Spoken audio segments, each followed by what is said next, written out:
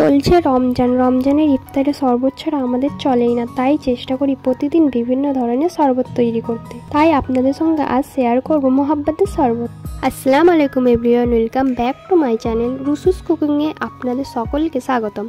চলে এলাম নতুন একটি শরবতের রেসিপি নিয়ে। দিল্লির বিখ্যাত এই শরবত এখন আমরাও তৈরি করি। চলুন দেখে নিই এই শরবতটি তৈরি করতে আমাদের কি লাগছে।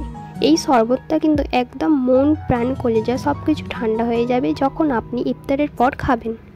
তো প্রথমে আমি নিয়ে নিচ্ছি 500 গ্রাম লিকুইড দুধ। দুধটাকে আমি আগে থেকেই জাল করে ডিপ ফ্রিজে রেখে দিয়েছিলাম একটু ঠান্ডা হওয়ার জন্য। এবার আমি এতে অ্যাড করছি 4 চামচের মতো রুয়াবজা। এবার একটু ভালোভাবে মিক্স করে নিচ্ছি।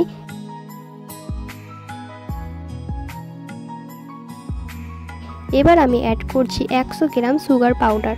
আপনারা চাইলে এখানে গোটা চিনিও ইউজ করতে পারেন, সেক্ষেত্রে কিন্তু একটু ভালোভাবে দুধের সঙ্গে চিনিটা মিশিয়ে নিতে হবে। এখন আমি তরমুজটা টুকরো করে কেটে নেব। তার জন্য একটা তরমুজের পিস নিয়েছি, তরমুজটাকে আমি ছোট ছোট টুকরো করে কেটে নিচ্ছি।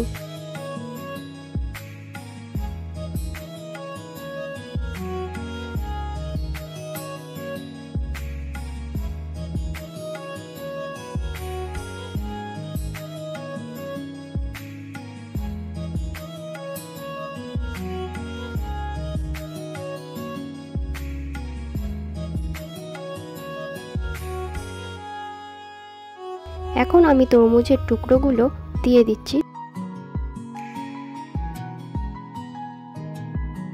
সবশেষে অ্যাড করছি বরফ। আবারও একবার মিক্স করে নিলেই রেডি আমার আজকের ঠান্ডা ঠান্ডা মোহাব্বতের শরবত বা শরবতে মোহাব্বত।